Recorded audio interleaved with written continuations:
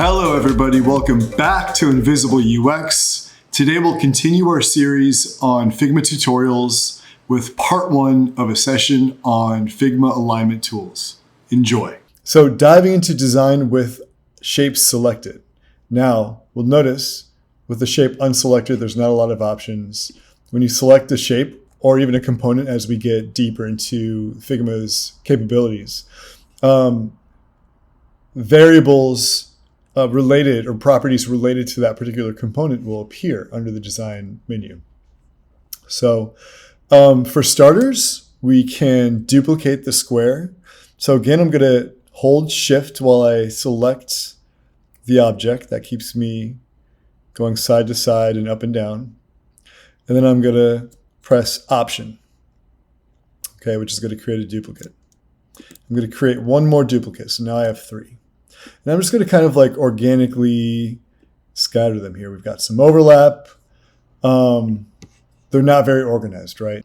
So now we have some shapes that are pretty messy and we want to tidy our screen up.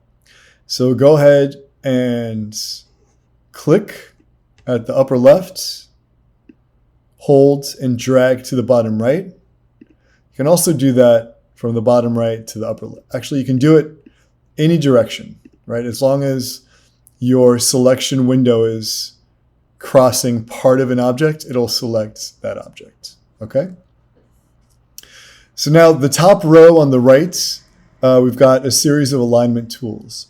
So if you're familiar with Adobe Photoshop, InDesign, Illustrator, a lot of other design tools, there'll be something similar to this. And they're really your align tools.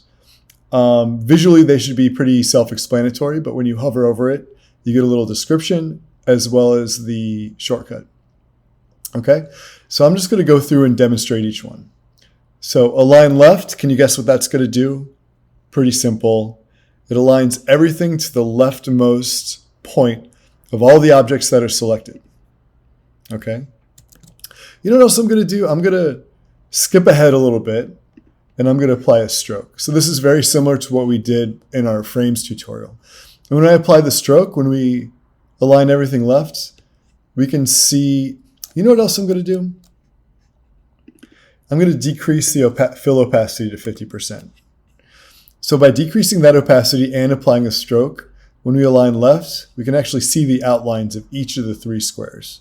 So everything is pretty much, I don't know if this is going to be left as you're viewing the video, but everything is shifted to be aligned left.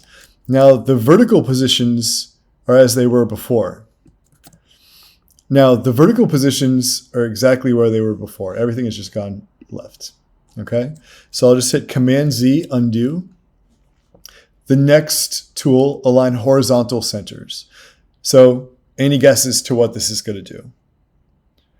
It's going to align everything along the object's horizontal centers. So this is more important if you have objects of different sizes. So I'm going to go ahead and copy these down.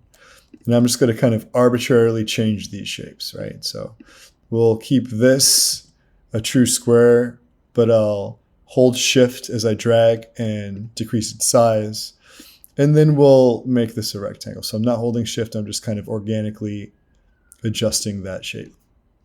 So now when I click and drag, select all these objects, select the align horizontal centers, everything's aligned at that center point, okay? So now going back up to our squares, we could do this with either group of shapes. Going up to the squares with the align right, it's the same, but a mirrored version of align left. So it's going to shift everything to align with the rightmost point of all 3 objects selected. Just like that, no surprises. Next, align top. Same as align left and right, but just the top. It's going to align everything to the topmost point of all 3 items selected, but isn't going to move the horizontal position of any of those shapes. We'll skip over to align bottom. At this point, it should be a no-brainer. Everything's going to get aligned to the bottommost point of all objects selected. So Command Z to undo. We'll go back to align vertical centers. So this is just like align horizontal centers here, but we're aligning the vertical centers. So exact same deal. Command Z to undo.